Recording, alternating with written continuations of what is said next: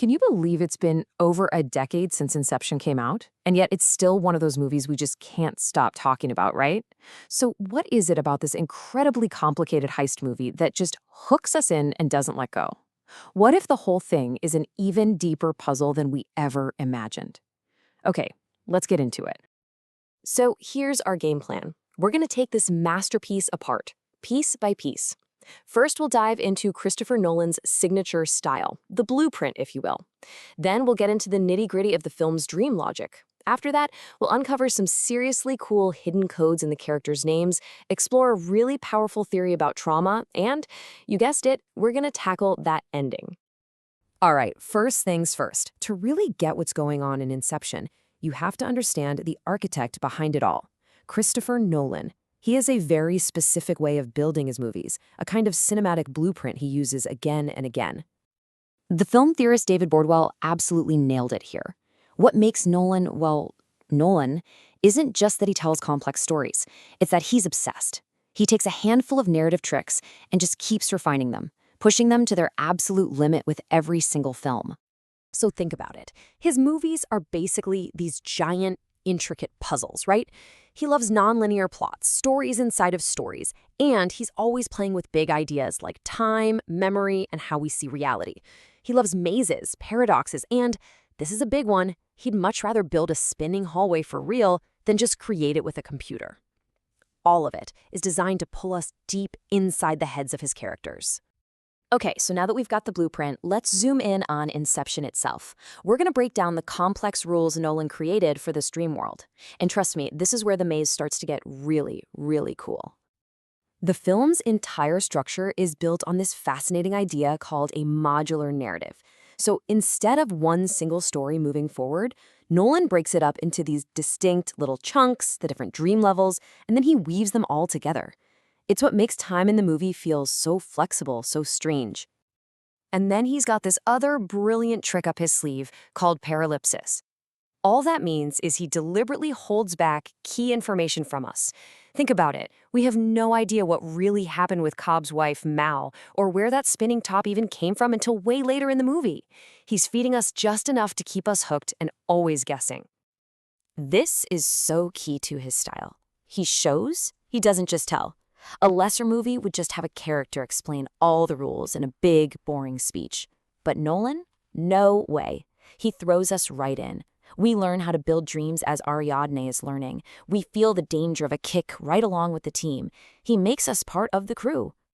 And we see all these rules come together in the main event, the big heist. It's this perfectly planned 3-level dive into Robert Fisher's subconscious. And each level has a very specific job to do, building on the one before it until that final idea is planted. It's basically psychological warfare dressed up as a corporate mission. But the mind-bending design doesn't just stop with the plot. Oh no. Nolan actually built another layer of clues right into the characters, hiding little secret codes in their names. This is one of my favorite little details. It turns out that the identity of the team itself is a hidden message. If you look closely at the main players in this whole operation, a pretty clever pattern starts to show up. Check this out. You take the first letter of each main character's name, Dom, Robert, Eames, Arthur, Mal, and Saidito. Put them together, and what do you get? Dreams. I mean, come on, it's right there in front of us the whole time. They are literally the fabric of the dream. But wait, it goes even deeper. Cobb's first name, Dom, actually means home in Polish, which is the only thing he wants.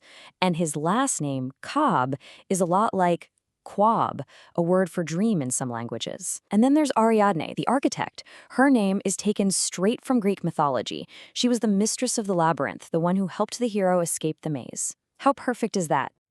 This just shows you how every single detail in this movie matters. Mal, the villain of the story, her name literally comes from the Latin word for bad or evil. Saito, the guy who offers Cobb a clean slate, his name means purification. And Yusuf, the chemist, his name is the Arabic version of Joseph, the famous dream interpreter from the Bible. You see, nothing is an accident.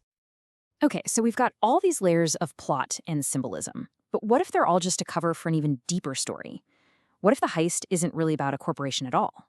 What if it's about one man's fight against his own guilt and trauma? There's this really compelling fan theory that totally reframes the movie. It suggests that the dream world isn't just a cool sci-fi setting, it's a giant metaphor for the mind of someone suffering from PTSD, a place where traumatic memories can literally burst in and warp your reality. And once you start looking at Cobb through that lens, the evidence is everywhere. He has this crushing guilt over Mal's death. Check. His memories of her literally invade his missions and try to kill him. Those are intrusive memories. Check. And he's completely unable to let go of the past. His own father-in-law has to beg him to come back to reality. So maybe the whole heist is just a really elaborate form of therapy for him to finally heal. And this idea brings us to it. The big one. The most debated, most talked about ending in maybe all of modern film. So let's zoom back out and finally try to answer the one question everybody asks after watching this movie.